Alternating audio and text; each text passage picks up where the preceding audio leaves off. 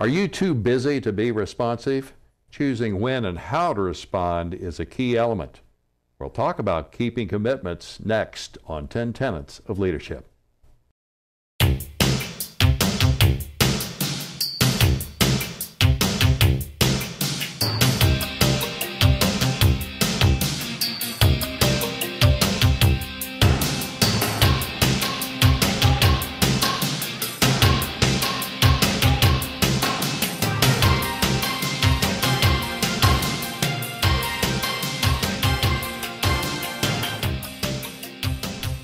Hi, welcome to this episode of 10 Tenets of Leadership. I'm Andy McCaskey from STR News, and in this episode we are going to be talking about keeping commitments and how that's part of leadership and a part of management.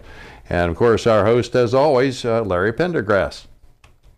Thank you, Andy. Yeah, great to be here. I'd also like to welcome two guests. Let's start with Doug Elder. Doug is the CEO at Automation Engineering. And Doug, perhaps you'd like to say a few words about your background. Yep. Thanks, Larry. It's a pleasure to be here, and I'm excited to participate in the 10 Tenets of Leadership. I've got 20 plus years of executive experience in the semiconductor industry and in various roles and markets and regions and responsibilities. And as you mentioned just a minute ago, I've recently taken over as the CEO of a small capital equipment company, currently in the process of delivering systems to the automotive and the mobile camera module market. Great. Welcome, Doug. Thank you. I'd also like to introduce Terry Barnholdt. Terry is the head of process and cultural excellence at Sandoz, a division of Novartis. Terry, would you tell us a few other words about your background? Sure. Thanks, Larry. My background is a little bit bounced around from a couple of different things. I started as a scientist and worked at General Electric, working on plastics. I enjoyed the business side of that so much that I spent a couple of years as a consultant for McKinsey and Company. So I did a lot of business consulting with Fortune 100 companies and a lot of international companies as well. And then I worked at Pfizer. And at Pfizer, I started doing some work on improving, not just improving as we think about process and culture and so on, but also improving how we do innovation. And that sort of landed me both a book, which I have out on creating a Lean R&D system, but also landed me in the role that I'm in now, which in Sandoz is improving both culture and process simultaneously in order to build the company. Great. Thank you, Terry, and welcome. So today we're going to talk about the necessity of keeping your commitments as a leader and how that shapes your organization and allows you to partner with your own people. Specifically, in brief, this tenet says that it's just as important for a leader to keep their commitments as it is for you to expect commitments to be kept from other people. Commitments are sacred. Commitments need to be kept by everybody. And if you look only at keeping your commitments to your supporters and not necessarily to those that work for you or your peers, then it can cause some issues when it comes to your ability to perform at a high level in your business. That's what this tenet is, and that's what we're going to talk about today. I'd like to ask each of our guests about their experiences. So perhaps I can start with you, Doug. Could you help us understand what your experience is with this tenet, either pro or con, and if you have an example for us, that'd be wonderful as well.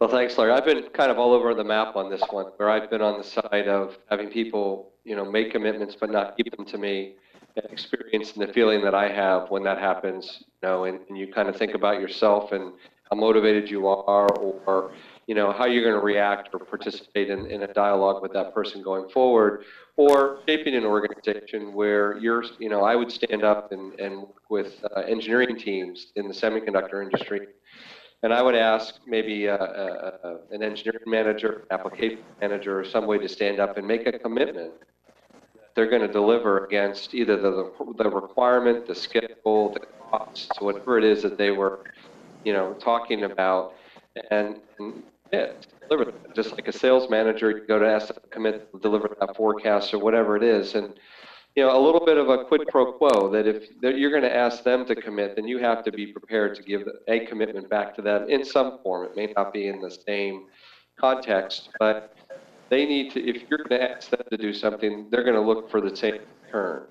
And you have to be thoughtful about what kind of commitments you're going to make, because they're going to hold you to that. They're going to watch to see whether you're holding to your commitments because you're asking them, they're, as a part of the organization, as a leader, keep their commitments. Again, whether it's in a product development side of things, on the business side of things, whether it's, related to any part of the, infrastructure or the function of the organization. So I think this is a crucial element in both on the how you function as an organization, but also how you function with your maybe end customers. I lived in Asia for many years, and there's business and there's personal in the Asian markets, and they sometimes will do things and ask you to commit to things just to see if you will, make the commitment, and then whether you'll fulfill that commitment. That's somewhat of a test before they really want to see if they want to partner with you or do business with you. So I've really had an opportunity to be on both sides of this, both in developing organizations and working with different cultures, and I think it's a crucial part of the interpersonal interactions, both in business as well as within the organization. Mm-hmm. Yeah. So these commitments you've talked about here, Doug, some of them can be very big and some of them can be very small. Right. And even the smaller ones tend to be a bit of a test of whether or not this relationship is solid. For instance, you mentioned in Asia. Yeah. And sometimes you may want to hold some of those things back, quite frankly, because you know that people are watching, they're testing you. And, I had that when I entered this business. It's a small business that had been running, and, people were testing you. You want to hold some of those things back, knowing that they want to see if you're going to fulfill your commitments or honor your word, or, it's also a big part of your character and who you are. So, right. Makes sense. Yeah. So Terry, maybe we can turn to you and ask for your opinion and your experiences in the same area. Big commitments, small commitments, whether people are watching and what they determine from that, culturally, variations. What have you seen? Well, it's a very broad topic. So I'm going to actually start with the very smallest of commitments, and that is just showing up to meetings on time. It's an amazing thing when a leader shows up to a meeting with subordinates on time, every time, and makes small commitments like that. The difference between that and someone who ignores them, reschedules at the last second, et cetera, is the people who tend to make those commitments, or at least honor the commitment of the meeting, honor the commitment of the time itself. Those people build culture much more quickly. People follow those people with much greater enthusiasm, in my observation, than people who do not. And this leads, I think, also to people at those sorts of levels really thinking about the commitments that they have to other people for on-time behavior and so on. These small things start adding towards, I think, the things that Doug was talking about. Now, when you get into a meeting, when you say, I'm going to commit to this sales number, I'm going to commit to delivering this innovation, I'm going to commit to this activity, which might be very, very large, involving many, many divisions at once, you can count more on that as a cultural element if the leadership builds from the smaller commitments on up. So I think it's integrated. It's not just making the big commitments. It's not just sticking to those. It's making sure that the small ones go as well. It's making sure that the things you commit to, as Doug says, if you can't commit to something, don't. Be clear about that. But if you can, make sure you hit it, and that's going to be a big cultural building element.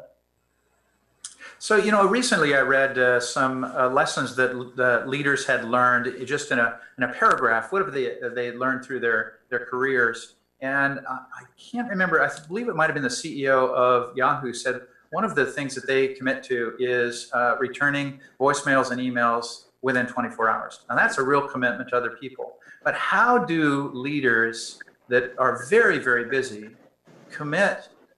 show this kind of commitment to other people and responsiveness? How is it possible? I mean, everybody's overworked. Can you really be that dependable to everyone? So, Doug, what do you think? I actually think it goes back to sort of the principles on by which you operate. There's integrity. There's what's your character, and I think that maybe the people who are too busy are too self-important. So you have to be looking in the mirror and say, why am I so busy? And what's really important? It goes back to what Terry's saying, and it's respect. It's showing respect for the people in your organization, the people who are emailing you or whatever. I just hired a new director of sales, and I said, look, here's how I operate. I want you to respond to our customers no matter what within 12 hours. That's my commitment. And even if I don't have the answer, I will get the answer for you, and then you respond within 24. And again, it's you can take that time. It doesn't take a lot, but I think it's really important for you to just establish some basic principles under how you're going to operate. And I think that people can come back and rely on in whether you're going to show up to a meeting on time, whether you're going to overcommit, whether you're going to respond within a certain period of time. I think that you have to look at, what are your priorities? I think if you're building an organization, you're building a market, you're building a team, whatever it is, how small or how big it is, there's some basic principles under which you want to operate that people can rely on, and that builds trust, that builds loyalty, that builds, all the things that you're looking for in a highly efficient, highly functioning organization. And I think it's absolutely possible. I think that if you think you're too busy, then you really have to sit back and say, again, what are my priorities? What are my principles under which I'm operating? And in that case, it might be that it's more important that they manage up or manage the street or something else, as opposed to building that culture, kind of what Terry was referring to earlier, that they can rely on, moving forward.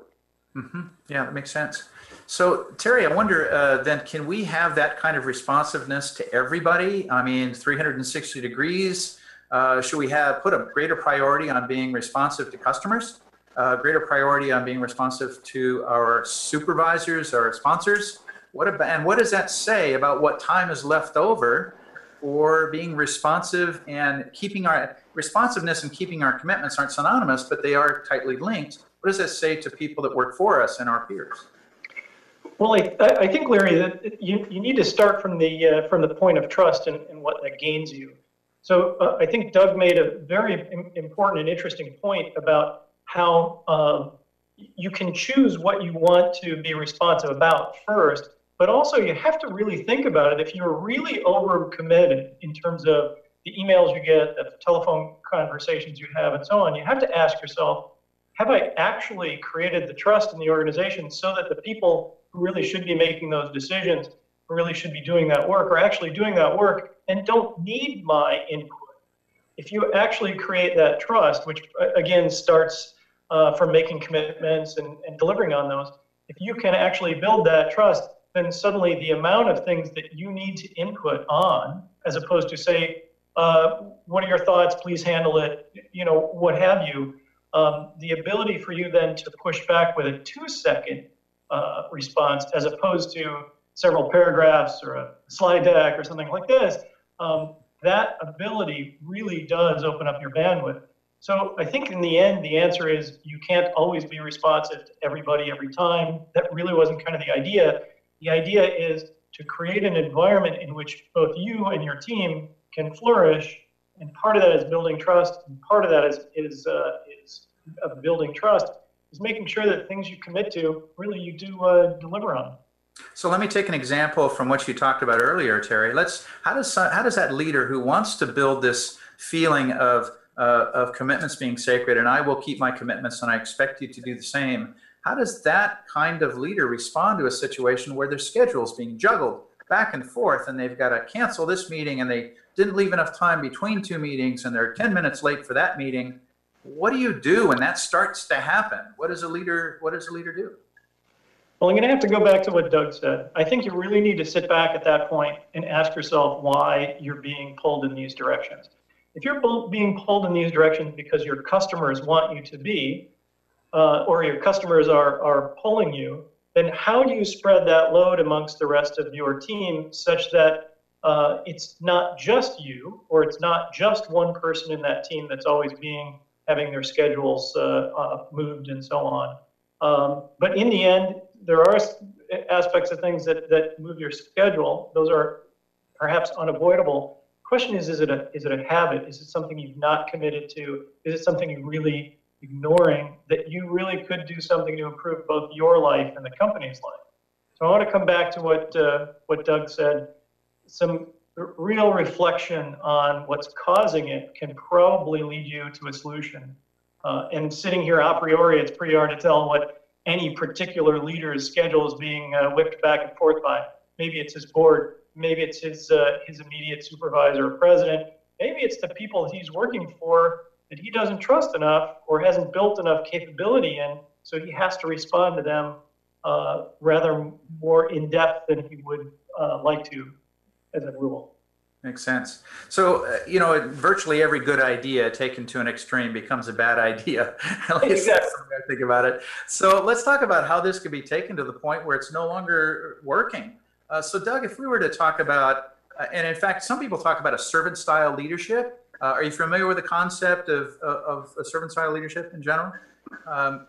So Doug, I'm kind of curious, if you were to take this to an extreme, what kind of dangers do you run into, and how do you recognize those dangers?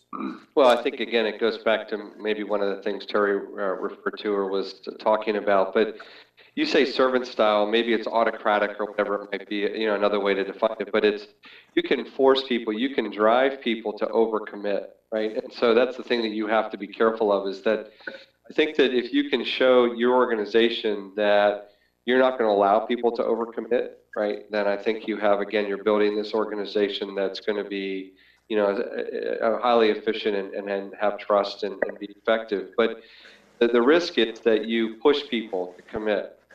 And they will commit no matter, even though they know they have no chance of meeting that schedule, they have no chance of doing whatever it is that you're asking them to commit to. They're just going to commit so that they don't have to deal with your wrath, or they're looking for some, payout, bonus, or whatever it might be. That's the incentive to commit to whatever you're asking to commit to. And so the risk is that you get this organization that is just dysfunctional because people are committing to things that they know they have no chance of meeting, right? And I think the other thing that's risky is if you have a leader who is asking people to commit but is not willing to commit themselves, right? I can't remember the term you used, the CEO malaise, or I call it the Teflon manager, that nothing sticks, right?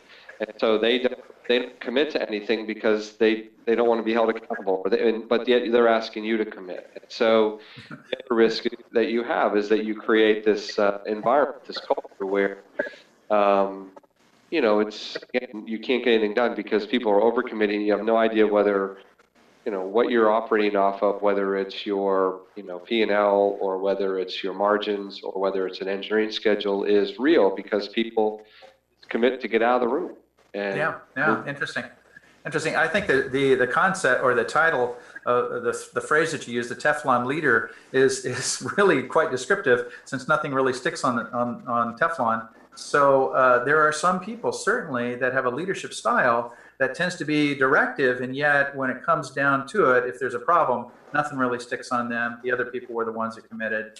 So that's a really destructive leadership style, I think, isn't it? Really bad. I've worked for several people like that, and the organization basically goes into this flat line where, no one's willing to stick their head up. No one's willing to, so you have an organization that's not willing to take risks. It's not willing to push themselves, the organization, the customer, whatever it might be, technology, and everyone's just kind of, they're first, just doing time. And because they know that person is not willing to hang out and commit, and therefore they're not going to. So you get this really sort of, not very responsive culture or, organization. Now, there's a related phenomena here that I'd like to talk with Terry about here. You mentioned it briefly, Doug. You said you call it CEO malaise. It's one other term that's used as a CEO disease. It's a little different than the Teflon manager, in the sense that, I'll describe it briefly. Maybe you can talk about your experiences in this area, Terry. The CEO disease was written about, I think, in 1991 in Business Week. You can go back and take a look at that article. It's a great one. It really talks about what happens when leaders grow in an organization. Fewer and fewer people actually give them the kind of feedback that we all need as human beings in order to have continuous improvement and checking of our behavior. As people start to give you less and less accurate feedback, what the people that rise to the top, if they're not very, very careful, can wind up with a great deal of self-importance and eventually maybe into some narcissism and other issues. So I'm curious, Terry, have you encountered things like this in your career, and what do you see as the fix for things like this? Yeah, so I think that's a really good question, and most people, I think, experience both sides of this. Someone who has been, if you will, not affected at all by their rise, and maybe even becoming more humble as they go forward, and then people who are the opposite. Frankly, the people in the CEO suite are very rarely wallflowers. These are people who have worked very hard. They're very ambitious. They're very thoughtful. They're very smart people as a whole. But because of that, and because of their meteoric rise, and because of the threat that their position can pose, because they do often have the power to fire and hire and so on, people stop talking to them as much. Their circle shrinks from the hundreds of people they might have had as a young manager, to the dozens of people they had as a senior leader, to maybe the very few confidants they have at the top. Now, the problem with that becomes the problem, if you will, of sycophants, the people who really want to get ahead because they can flatter you and so on. And I just saw a study a year or so ago, and I can't remember where it was, New York Times or Wall Street Journal or something, stating that no matter how, whether we even know the person is being a complete sycophant, we actually respond positively to that flattery, whether we like it or not. For some because reason, we want it to be true, huh? Yeah, exactly. So it turns out we tend to promote those people and at the detriment of other people. And any one of these behaviors, either being autocratic, promoting people on the basis of they like you or they say they like you, all of these things can then erode that trust, erode the ability for people to talk to you directly. I'll give you one great example from a friend of mine. He was promoted to a certain level of engineer, I think it was at General Motors, and that was really where you started to have a fairly substantial organization underneath you. And as soon as that happened, one of his old friends came up to him and says, well, now we can't talk to him. And so it's not even that it becomes a specific issue with a leader. Sometimes you have these organizational structures, and the difficulty for a leader is figuring out a way to get down into the organization, spend time with those folks, and continue to get real feedback as opposed to the stuff that just floats up, which makes you feel good, or which, as Doug was pointing out, you've gotten people to overcommit just so that they get out of the room, so that they can get on with their lives. In graduate school, we used to love it when the boss left town because we could get twice as much done. So you can easily see where the thought process of rise can affect both yourself and those around you in a way that makes it very difficult to manage effectively. Of course, we're speaking of the CEO disease as it relates to this tenet simply because keeping your commitments may become less and less in the front of people's minds as you rise in leadership. If you don't take an active role in trying to make sure that those commitments that you make are just as important as the ones you expect others to commit to. So Doug, if you would, I'm sorry. I think that's right, and I think if you add to that a little bit, I think when you get to certain positions, you often have a commitment. You make commitments to people above you, not to people below you. You start making commitments differentially between people and so on.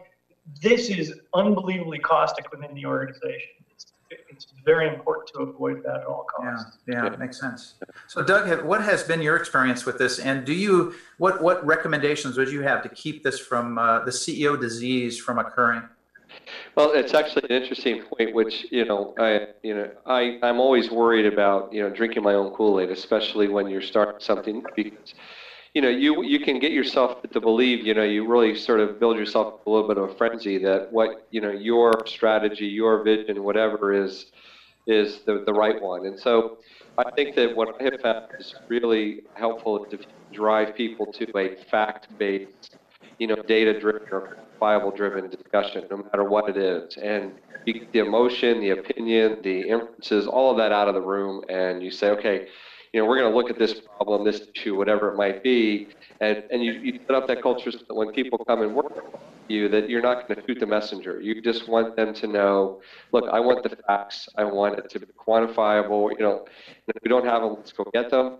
And then you deal with it, without emotion, without, all the, craziness that people might think would occur when you're working with the CEO. And I think that if you can set up that commitment with your organization, that they can bring you the facts, good, bad, or indifferent, and they're quantifiable, and you're going to deal with it in a way that is rational and is going to be, again, something that you've committed to them that you're going to do and not shoot the messenger, then I think you can really get into a very good dialogue. You can get into a very good a situation with your organization where you're not going to suffer that problem where people are going to shine you on or tell you what you want to hear or whatever, because they know that that's not really what you're looking for, that you're looking for a viable way to move the organization forward to whatever it is that you're talking about, what problem you're dealing with, whatever it is. Let's have a fact-based, open dialogue, adults around the table, without all the emotion and drama. And I think that that's what I have found to be very effective with people. Great. And creating that environment requires you to really be dedicated to that ideal, doesn't it? Yeah.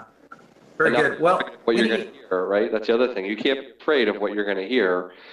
Better, different, right? I think you have to be open to people. Not everyone's going to love you. Not everyone's going to like the direction you're going, but if you can get it down to that level of interaction, I think at least people will feel that you're looking at the issues fairly, and then then you go from there.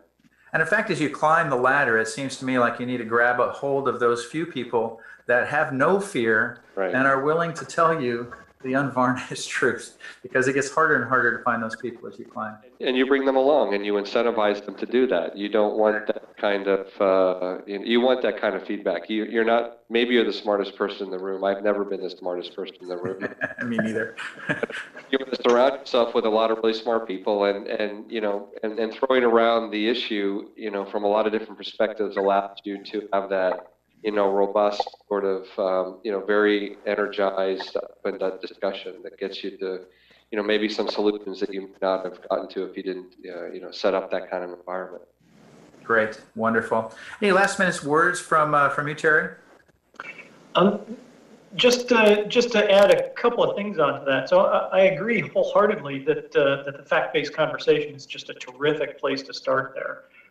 There may be one other thing that I would add, and that is, I think the opportunity to get out and talk to people, to go see, to ask why, and to show respect from people all across the organization. If you do this on a fairly regular basis, it doesn't have to be every day, it doesn't have to be every hour, but if you make a commitment to doing that, what you'll find is you can get a feel for what's going on, even if people aren't necessarily telling you directly, but you'll create an environment in which people feel that they can. And once in a while, you'll get that nugget, and I think it's a good way to start eroding back some of that CEO disease that you were talking about. As a final word, I have to tell you a little story about someone I worked with. Tremendous individual. He was somebody I learned a great deal about from management, and this was in a previous company. And he had an interesting practice, which I've actually never tried. This related to what you're talking about. It was a fairly well-known practice that in this company to do what we called management by walking around.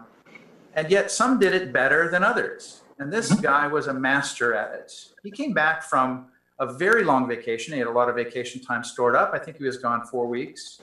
We got about 100 emails a day, so you can imagine how much email he had to go through. And I saw him on his first day back, and I noticed he was walking around and talking to people. And I said, boy, you must have a lot of email to go through. And he said, nope. And I said, why not? He said, I deleted it all.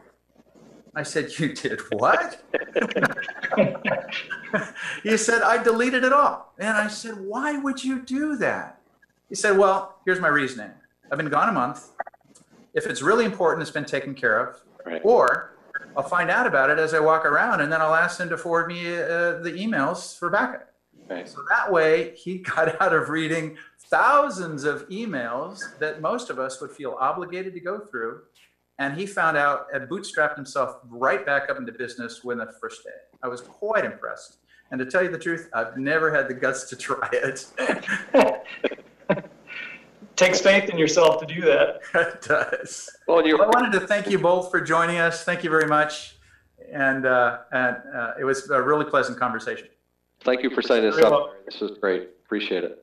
Hey, well, Larry, thanks once again for leading a really interesting conversation, and thanks to Doug and Terry for joining us here as well.